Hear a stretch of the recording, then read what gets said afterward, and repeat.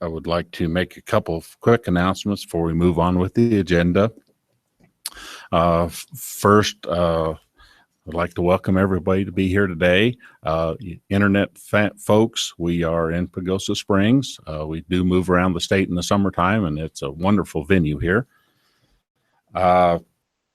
Also, Directors George, Directors Yon, Director Hamill are all excused for today. Director Smith will join us after lunch, and we would like to welcome Director Montgomery back. Thank you very much. And with that, I would like to have Director Montgomery lead us in the Pledge of Allegiance. I pledge allegiance to the flag of the United States of America, republic for which it stands,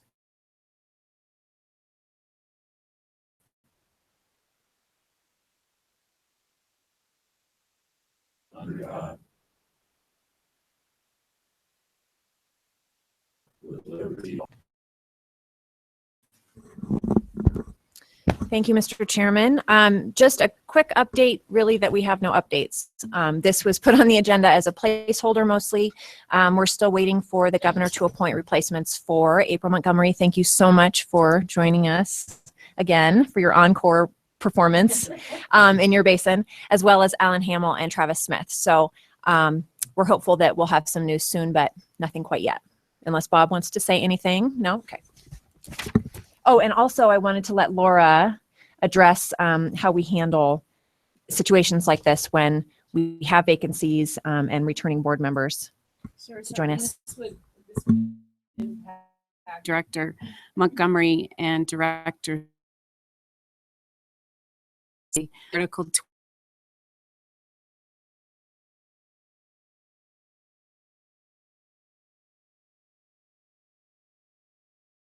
2 in which yet to be replaced.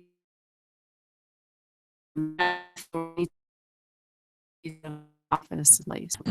Agenda item number 2, review and approval of agenda. Director Riss. Thank you again. We've had some changes on agenda item 27C, which is a loan that we have decided to hold off until the next board meeting. I'm going to let Kirk Russell explain a little bit more about the rationale for that item. Go ahead, Kirk. Good morning. Kirk Russell, Deputy Director. I wanted to update the board. Agenda item 27C is a City of Walsenburg, and there have been some changes that have occurred and some conversations that have developed in the last couple days, actually. And in speaking to Hamill, it might be best to table this conversation for this loan until July. We will make a decision through the couple months. Is the proper time, but I want to make sure that the board knows that a lot of effort went into this to get it to this point, and it certainly doesn't reflect on those involved. Dam safety has been involved all along in regards to a dam safety issue, and at this time we think that we're still okay timing to delay it till July. So with that, I'll take any questions if you need to. So agenda item 27C, if any other directors have anything else that we need to modify or change in without the agenda is stated. Motion by Rugger, second by Director Wells. Approved, modified. Further discussion. All opposed. Let's move on to review March 22nd, 23rd, 2017. Thank you, Mr. Chairman. I want for the March meeting minutes on page 1331. It reflects that the motion to approve the staff recommendation was made by my great-grandfather, Jim McLeod.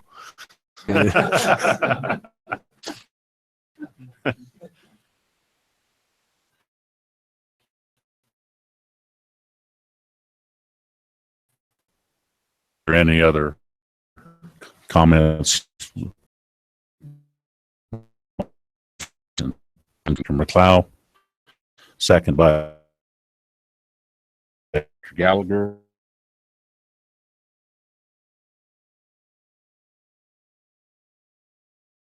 Discussion.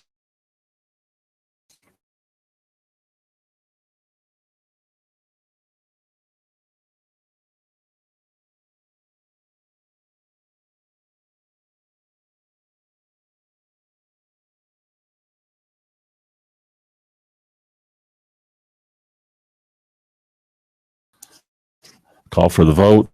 All those in favor say aye. Aye. Opposed? Proposed board meeting dates.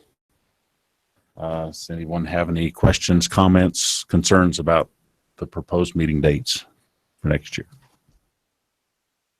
Staff members, all good to go? All right.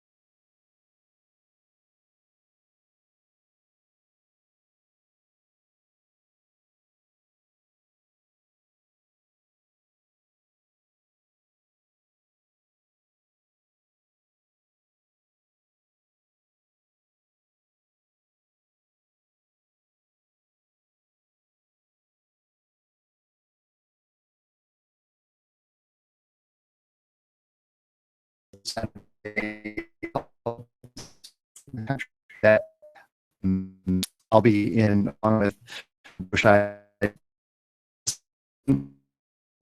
of the and then because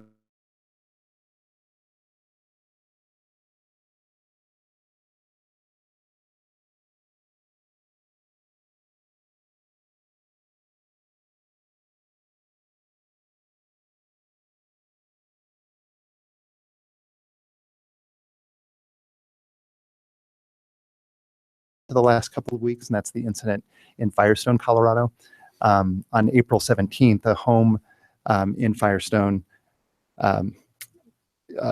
exploded, and there was a huge fire. It killed 2 people, critically injured a third.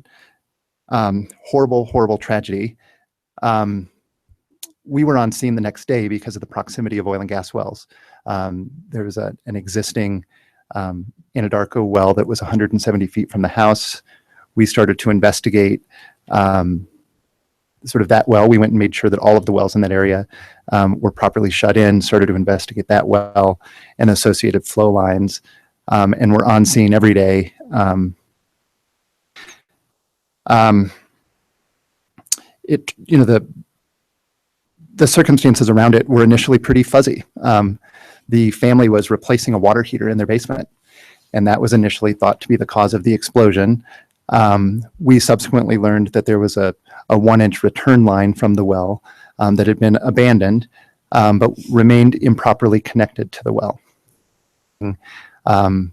Unprocessed, odorless methane to within 6 feet of the basement, where there was a French drain and a sump that was bringing, we believe, investigators believe, bringing gas into that basement. So, again, it was one of those all hands on situations, assisting the local fire department in its investigation. They were them to understand oil and gas operations, which isn't really their area of expertise, environmental releases, and trying to sort of figure out the extent of any contamination or impacts from that. So fast forward a couple of weeks, on May 2nd, the fire department released its conclusion that the oil and gas well and its configuration was the cause of the explosion and the fire.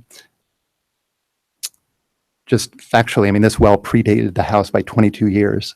And again, this line had been abandoned for over 2 decades, but still remained connected to the well.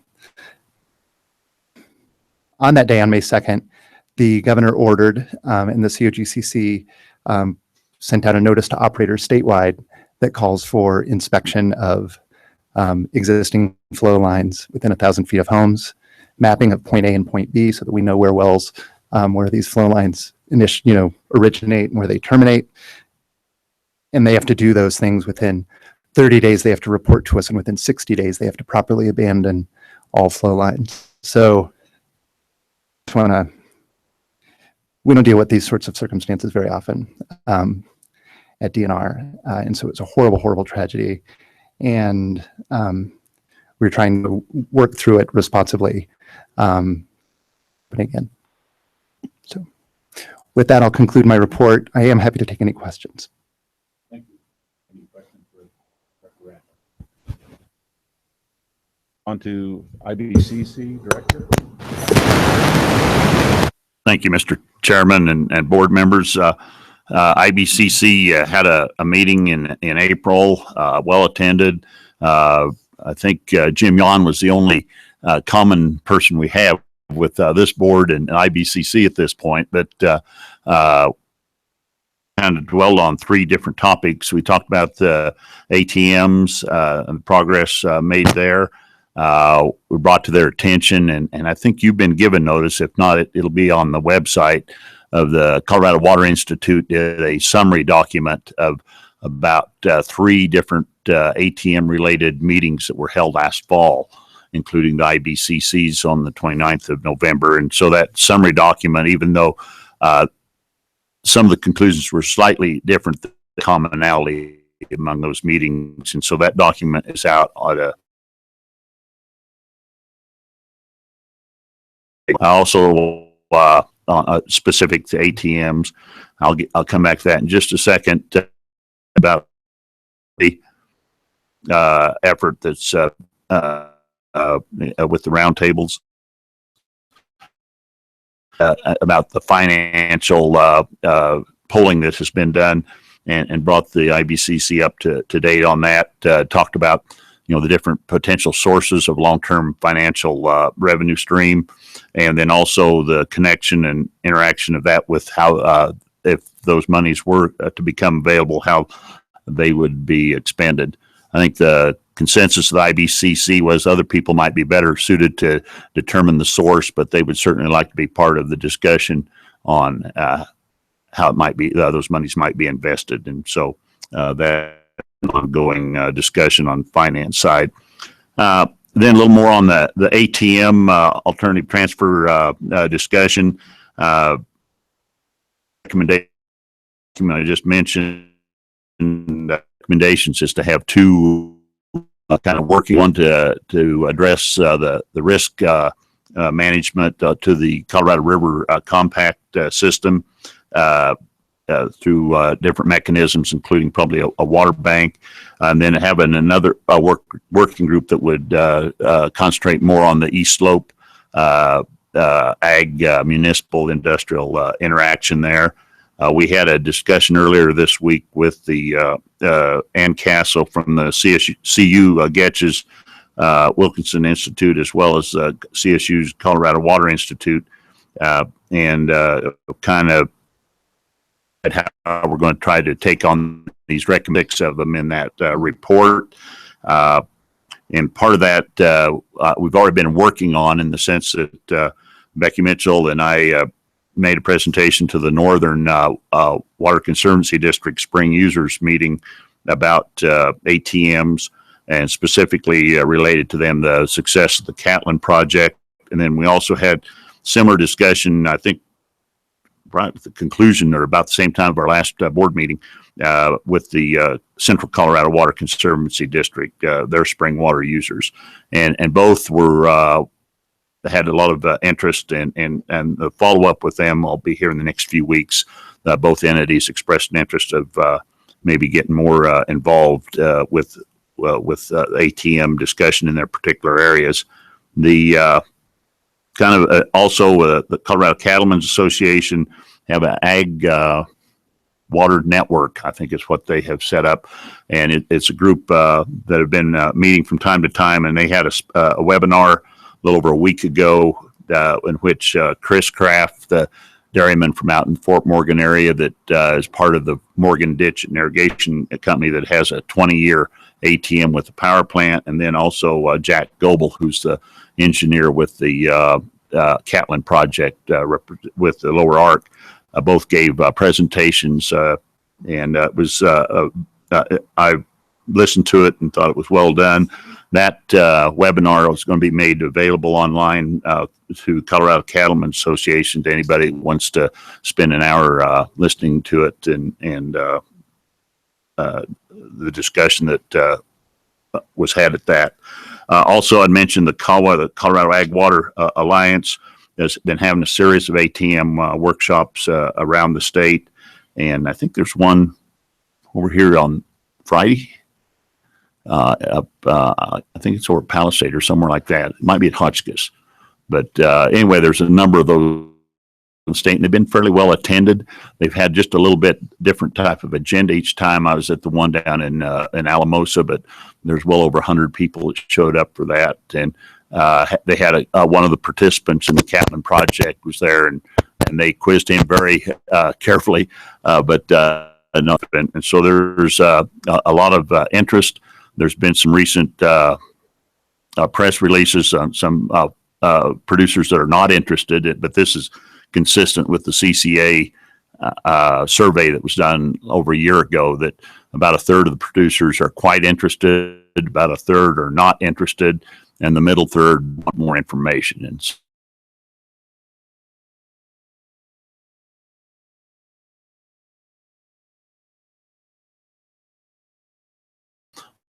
what we're attempting to do is get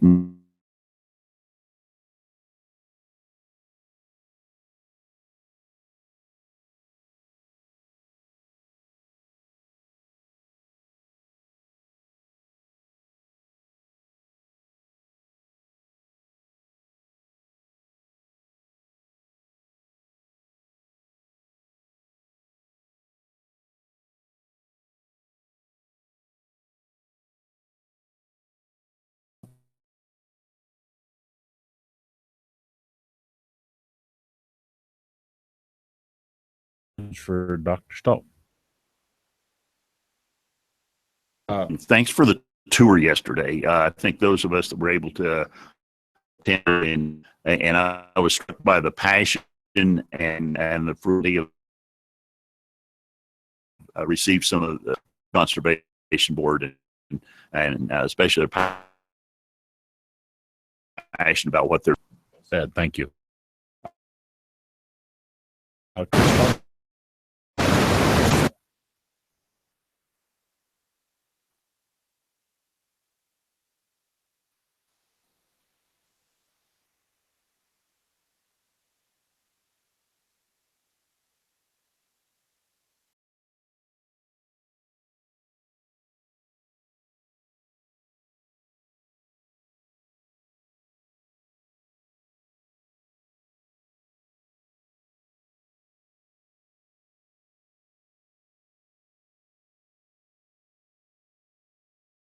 not having the money because we have $2 million for those programs, but the energy office did the oversight. So we're trying to figure out exactly how we're going to continue that program. In some cases, the small hydroelectric plant, but really can offer farmers and ranchers the costs, the high energy costs that some of them face out there in the rural areas. So we'll have to see what director yesterday, and we don't have a clear insight with the elimination of the people who actually oversee the program. We supply the grants, but the energy office has really helped us do that program. So we'll see what happens. I've been here, and the commissioner may have mentioned this before. We hired a new person to head up our conservation division. Les Owen and really we're seeing a particular division. We're having more of a focus on the federal lands. He has really done a lot of outreach, both with federal agencies and with ranchers, doing some process with either the BLM or the Forest Service. And so we continue to see that grow. Matter of fact, to the point where we see the need for maybe additional staff there so we can do better assistance and outreach. We were pretty successful this year with our legislative items, but most of them were just bookkeeping for the most part. And then we were successful with some items that weren't ours that were proposed by others. One of them mostly is a vendorship forgiveness program that will be administered by Fort Collins, but at the same time,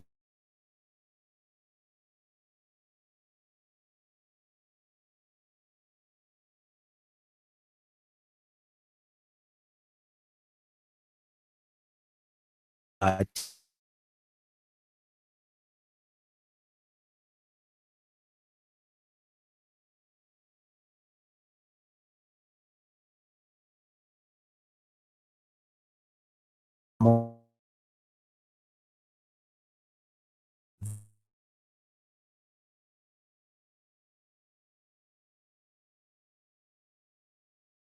off, which will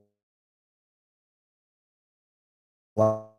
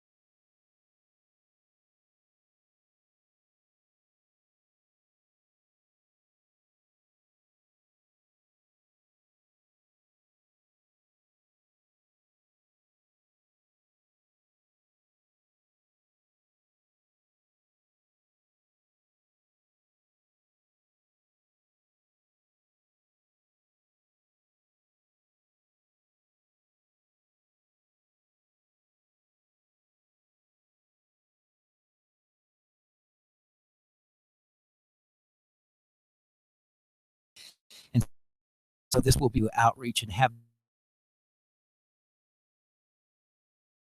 to address some mental problems in those areas that in ranch, you're not just losing your job, you might be losing your family.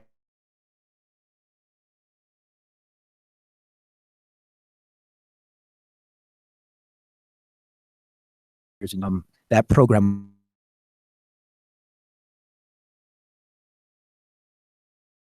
in about 2 weeks.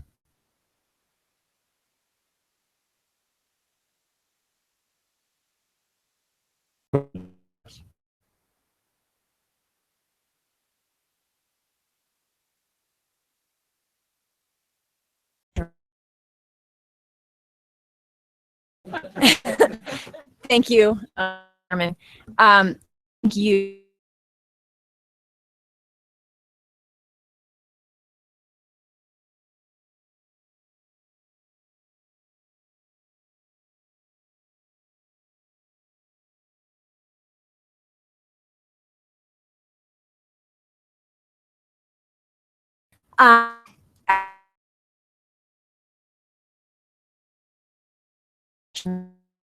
We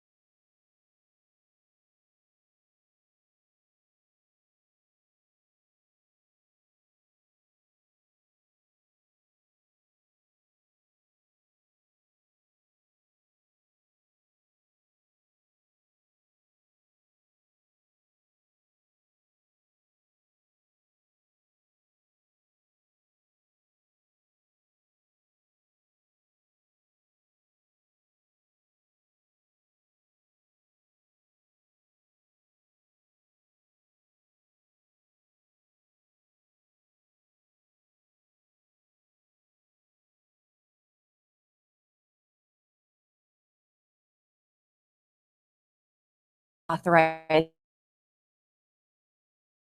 is aware of that as well.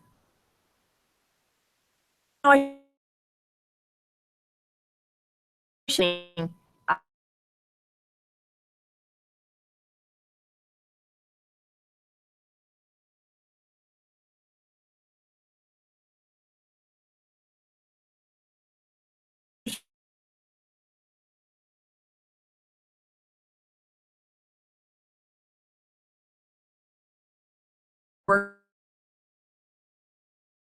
with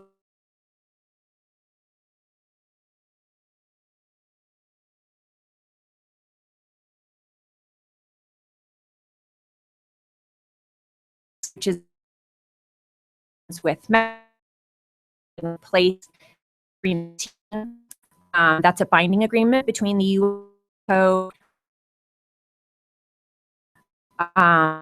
to help implement the 1944 water treaty between the two countries.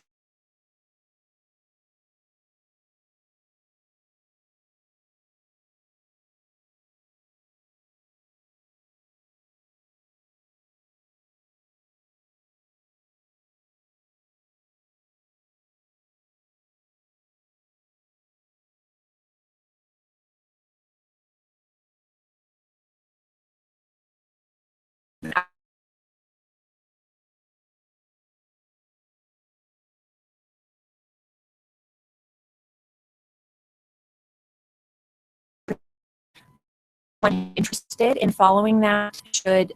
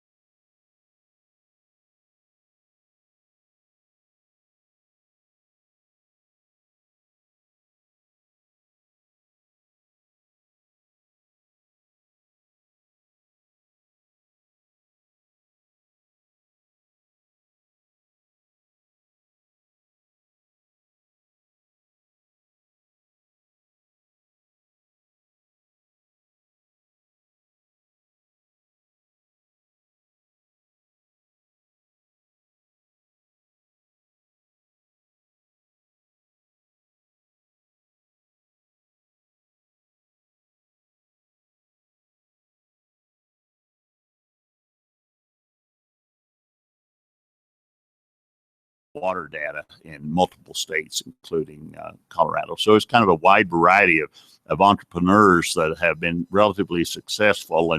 And the room had a lot of people that it's not many water meetings I go to that I don't recognize a lot of people. And while I recognize several people there are more people I didn't. And typically those that I met were entrepreneurs are looking for their next effort, so to speak. And so I think Mara has really hit on something that's going to interest working with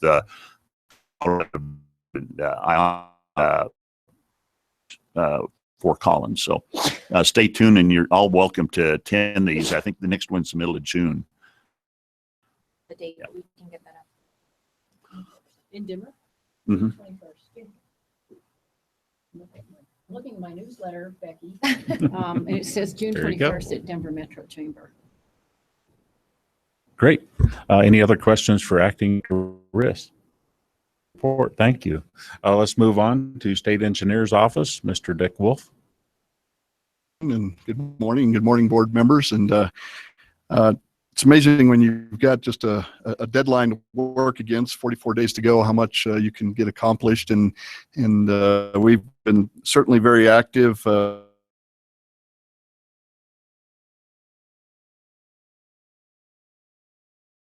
A number of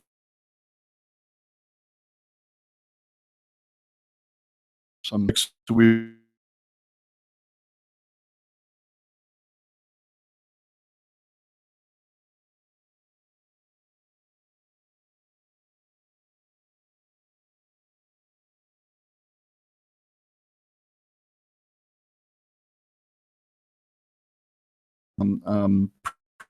it all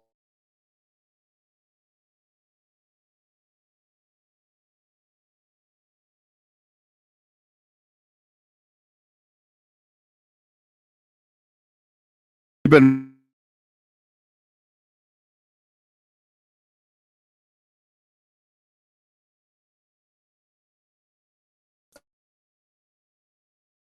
we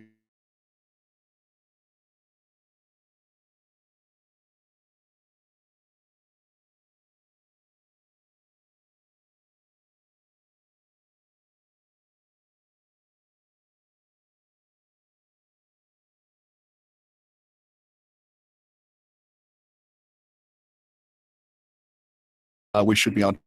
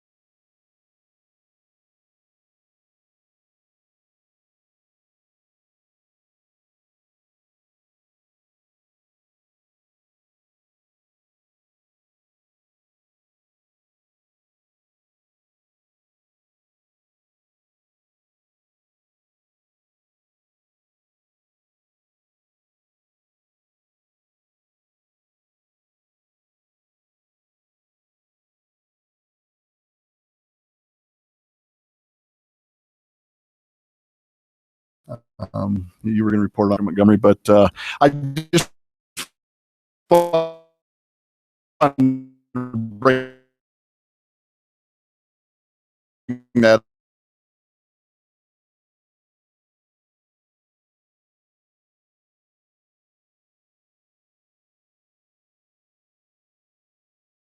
additional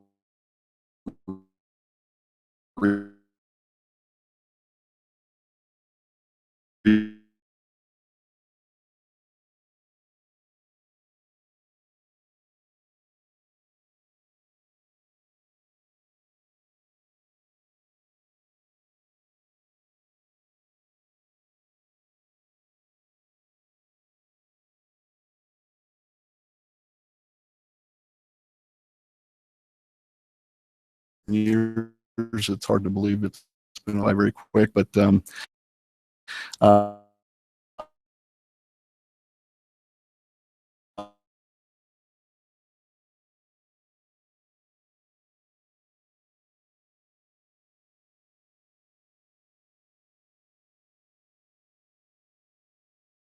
pleasure.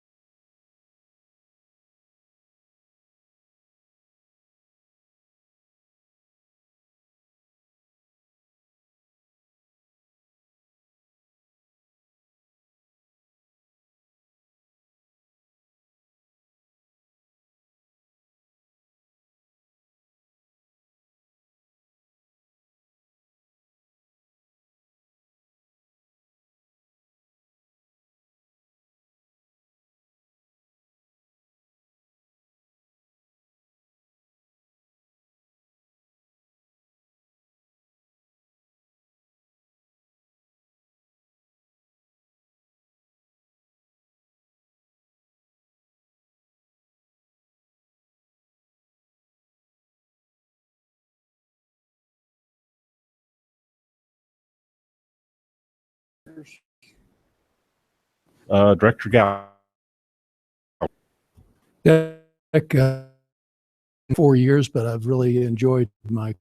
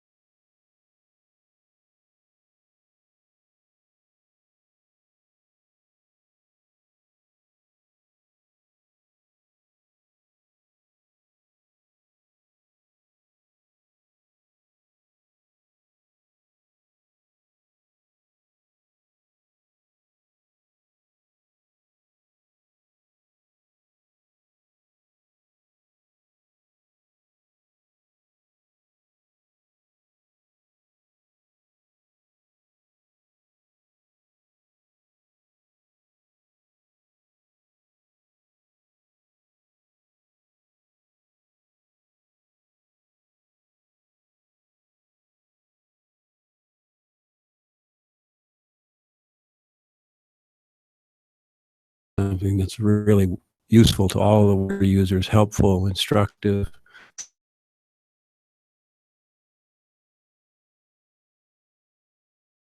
Whatever we called on you,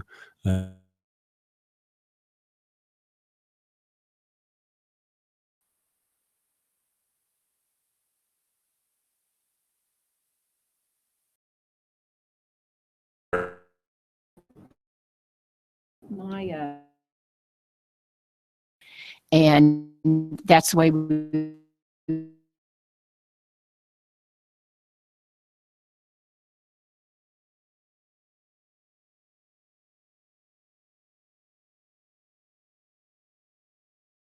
done. That's the way it should stay. You really work to solve a problem that's real, and not the. I think that's been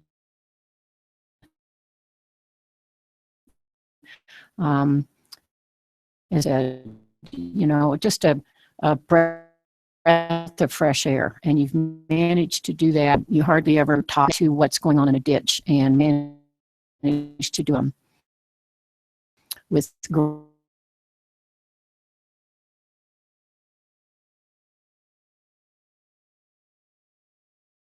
that's far and ask much. Team Director is. And Dick, I'll just add that on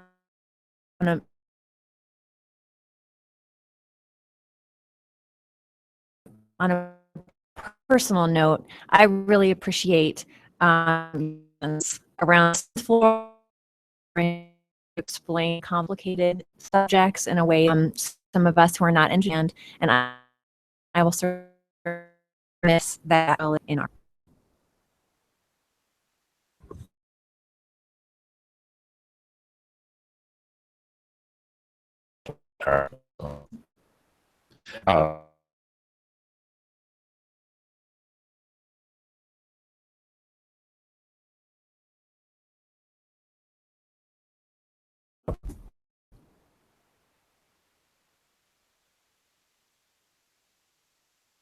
Look, go ahead, Laura.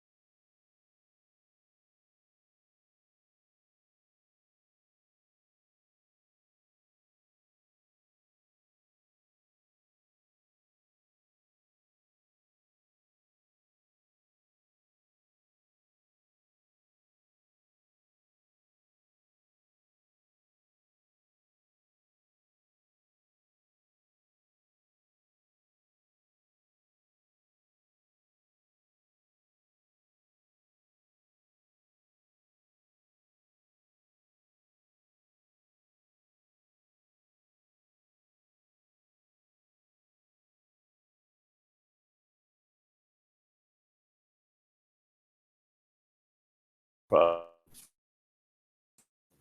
of some of the year-round committees that we've got to continue to work broad-based.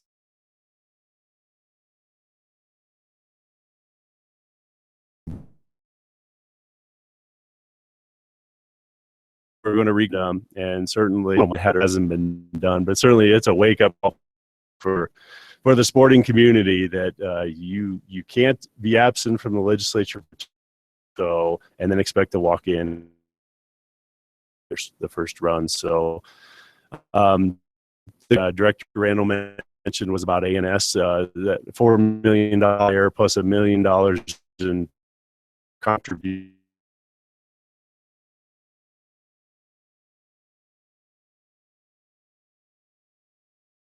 of funding source outside of that's going to fund the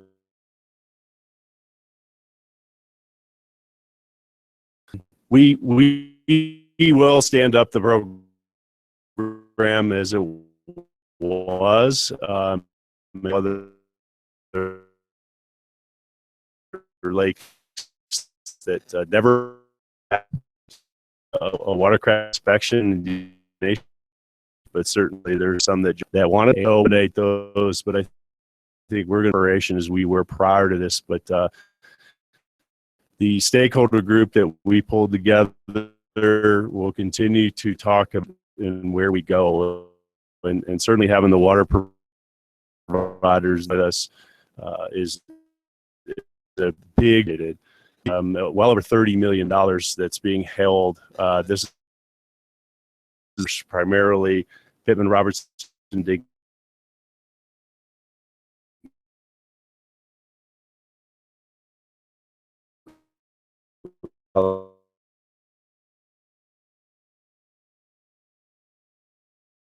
Is not state money, and this is state is appropriated.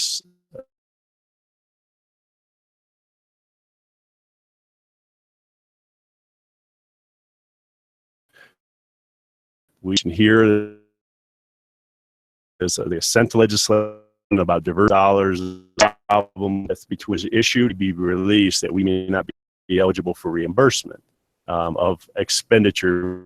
What this grant is, we're accumulating now, and all this finally shakes loose, we may be eating dollars. So this is a real big concern, as Director Randall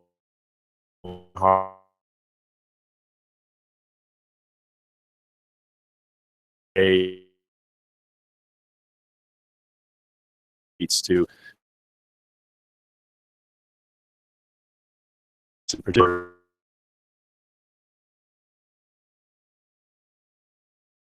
And most of that was discretion and those kind of things. Anyway, the saga will continue as long as speech for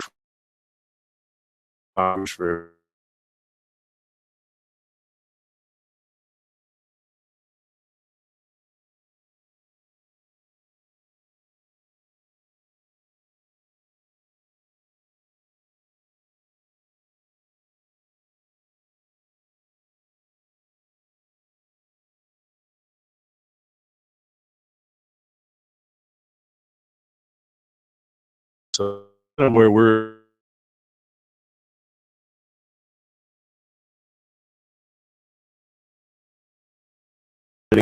discussion with retire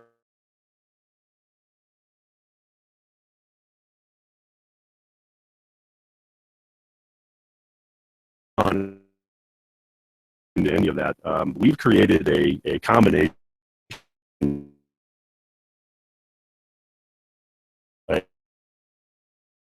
somebody who's going to be a team leader. We're going to coordinating goals